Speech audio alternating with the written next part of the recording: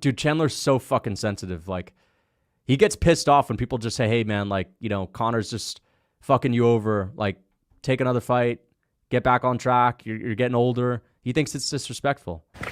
The happy. Bro, look at his eyes. And I had just gotten done with that. Dude, that guy that's like a the happiest and look. healthiest and Holy hardest to shit, kill. Man. Have you seen Chandler on the Mac Life going insane?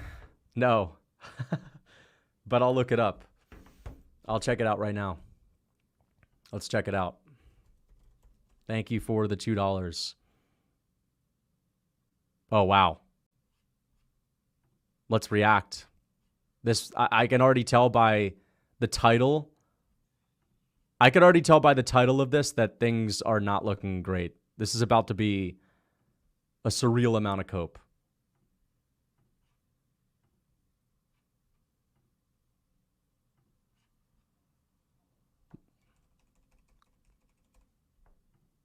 Well, it's Monday morning. On the train. My prediction is that Michael Chandler is going to be saying that it is disrespectful to doubt his ability to fight Conor McGregor. And it's going to be disrespectful, he's going to say, to even question him still waiting for Conor McGregor to fight him and not like looking to fight another opponent, when in reality people are just looking out for him, want the best for him, and want him to continue his career and not just get drugged through the mud by Conor McGregor. Right now, getting my mind right. Dude, Chandler's so fucking sensitive. Like, he gets pissed off when people just say, hey, man, like, you know, Connor's just fucking you over. Like, take another fight. Get back on track. You're getting older. He thinks it's disrespectful.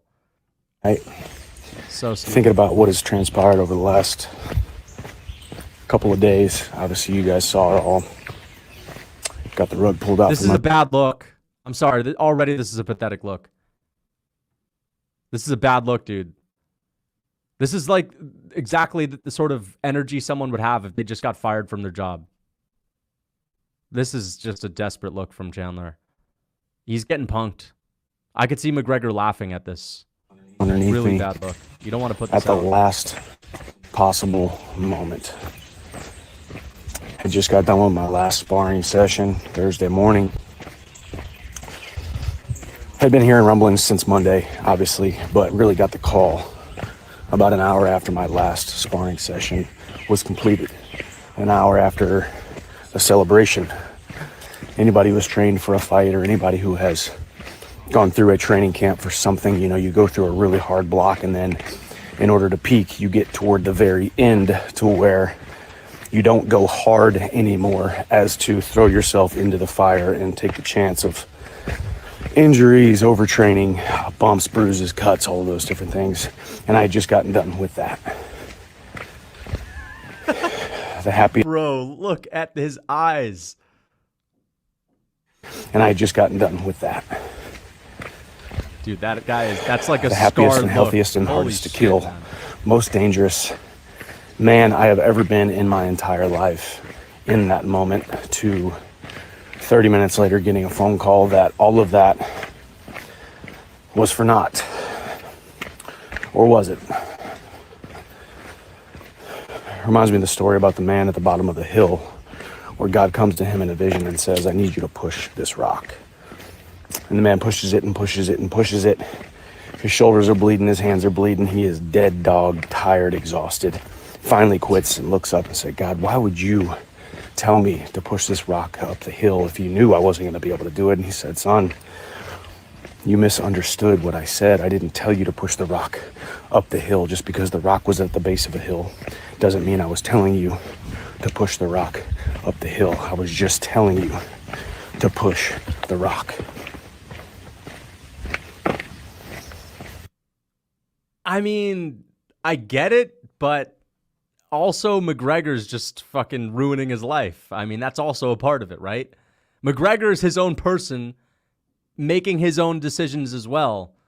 And he's also kind of ruining Michael Chandler's career at the same time. Sometimes in life, the best thing that you can be is just obedient to to the cause, obedient to the grind, obedient to the process. And the result is going to take care of itself.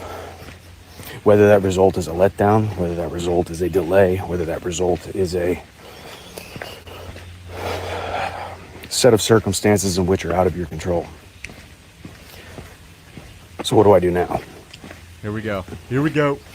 Here we go. A little bit of uncertainty in my life. When's this fight going to happen? What date would it be rebooked for? What venue? How bad is the injury? Reports have come out that it's not that bad, just needs a little bit of a delay, but it's still no guarantees. But I thrive in the no guarantees. Oh my gosh. This is Just so a walk-on cliche. kid from High Ridge, Missouri, Just a who has walk-on. continued to trod. Just a walk-on kid. Life is better with a piece of pie. I thrive in these situations. As my coffee mug says in the morning, life's good with a smile and a wave. Firm And a handshake forward and some trajectory. blackberries. No matter what the opposition, no matter what the circumstances, no matter what the situation, it's not up to me to will outcomes into existence. It is up to me to do Dude, the work. okay, listen. I feel like this is the type of conversation you should have with your wife or a good friend. I just think it's a bad look for him to be putting this online. It's just, you don't need to show you at your lowest, especially when you're going into a fight with McGregor, where that's going to give McGregor a lot of power over you. I just think this is a bad move for Michael Chandler. Yes, you could say, well, he's trying to motivate people. He's trying to be real. And that's great. That's good. But also, this is just a weak look when it comes to like a fight buildup. You don't want someone to like be pouring their heart and soul out on a vlog like when they've been drugged through the mud for the past year and a half by the same guy who's known as the fat cat that just doesn't give a fuck. Conor McGregor is literally out here, frolicking around the Black Ford Gin. Yeah. Oh, yeah. Like getting crazy, getting drunk, slamming booze and bottles. McGregor doesn't give a fuck about this shit.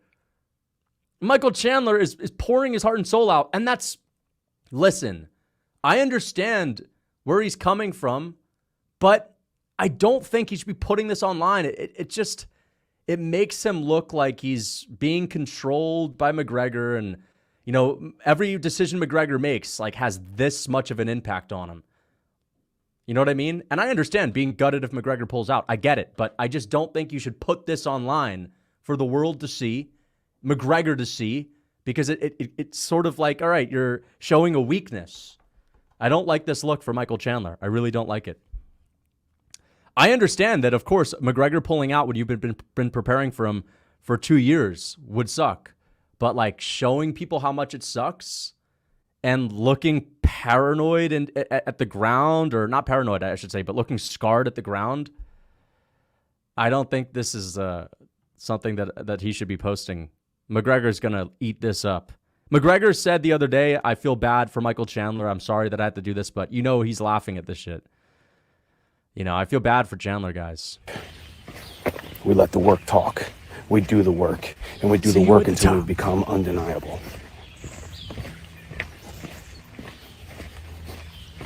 Don't you dare disrespect me by feeling sorry for me. What? Don't you dare disrespect me by having any kind of sympathy. No, I get it. I get what he's saying. We don't have to boo-hoo Michael Chandler. I get it. He's, that's like him. He's trying to hype himself up right there. Being bold and I think that's good. Look, you don't need to like pout and feel bad for yourself. I don't think you should do that. The thing is, it's like when people say we feel bad for Chandler, we just like mean in general, like his time is being wasted. That's kind of it. And it is. By my situation. Be emboldened by my steadfastness and my immovability of hitching my dreams. The issue is that, yes, we can respect the steadfast. We can respect the grind. The issue is that there's also the desperation to fight McGregor when he's just walking all over you and disrespecting you, and you're getting older. You're at the end of your career. You could have fought multiple times. I get it. If McGregor is going to come back, then, it's good that Michael Chandler is going to be his opponent. But he is, in a way, fucking him over, right?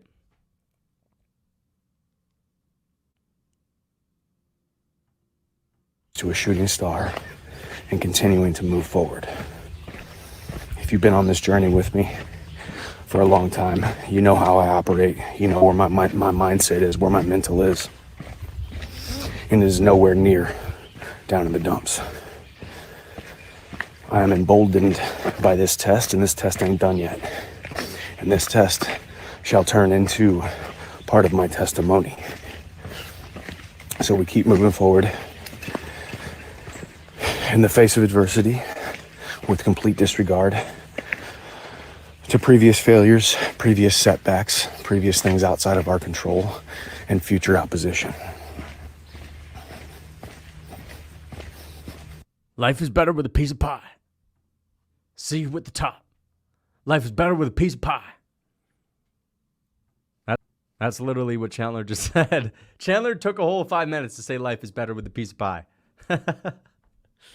Nah, I mean, dude, Chandler, you gotta snap out of this, man. I mean, he's right to say, you know, don't feel bad for me, but we're just worried that he's wasting his career, you know?